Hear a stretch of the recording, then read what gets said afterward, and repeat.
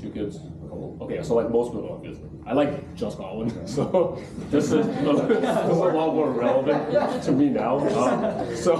First of all, this is not my idea. I didn't come up with this. Gary Tan from YC like tweeted this 2 days ago, and then I was like, oh shit, this is actually a really cool idea.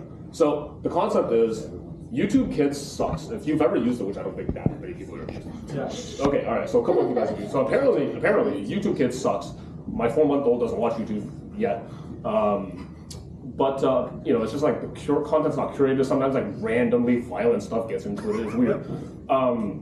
Somebody, if you're able to rebuild it, basically using LLM prompting to say like, okay, I actually want this specific kind of filter for all the videos, and then my kid can kind of like watch the content here. It's generally safe. And then after a couple of months, I can update it. Whenever I want to. Apparently, parents will pay for that. So I'm building it. I started today, this morning. I'm using scaffolding from a different app that I'm building, but I just added this tab, LLM YouTube for Kids. If you click into it, and I spent like 2 hours today doing this, it loads up Google OAuth, which I swear to God is the most complicated thing ever. This is where you can actually sign into your Google account. Okay, I'm just going to go into mine right here, allow. And what happens afterwards is it is actually pulling up, you know, through my account, through like my kind of like authentication. Like, of course, this is not filtered yet. You know the part that actually matters, which is typing in a prompt and filtering something. This doesn't work yet, so like the videos are kind of just like whatever shows up. But that's basically the entire concept, right? Like you type in something that we're okay, like as a parent, like I don't want my kids to see, you know, boxing or like what else that is. I didn't do this on purpose. Anyways, that's it. That's like the entire thing. I might build this in the next few days and try to sell it and see what happens. Awesome. Yeah. Keep it up. There's a lot of questions. Yeah. Yeah. What's it like?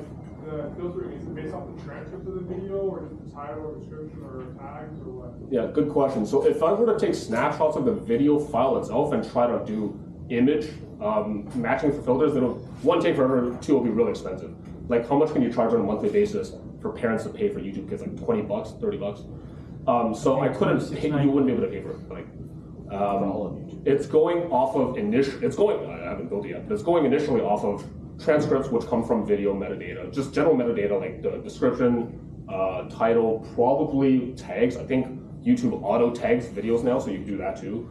And then if something is decided as like, we're not sure if this passes the filter, okay, then maybe we can go in, take snapshots of the video, run those images through like, I don't know, 4.0, GPT-4.0 or something, and then index that and cache it, because that's expensive. I don't want to waste too much money there. Cool. So hope that answers the question. Yes? How is this different from parental controls? That's the part where I don't like really know, because I haven't used YouTube Kids extensively. But apparently a lot of stuff slips through. It's like when you sign up for YouTube Kids, which I did yesterday, there's 3 categories.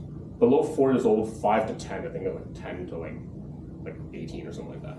And those are the 3 buckets, and that's it. There's like not a lot of configuration past that, right? Different parents have different things that they want to show the kids, which that I definitely can understand. So there's specific things that you want to show and you don't want to show, and you can't really configure it. And I'm assuming that it works, and it's like, I don't think there's that much violence that actually comes up, but apparently it happens a lot. Like if you could go into like Gary Tan's tweet storm, there's apparently a lot of people saying, yeah, like it's horrible. I don't know, I've never experienced it myself, but it's apparently. Like it doesn't associate with words currently, or it doesn't? No, it'll just be like, oh, this is everything we think is good for like less than 4 years old, except, I don't know, like Mr. Beast will show up or something like that. Yeah. I would love to pay for this in the context of curating my like YouTube feed.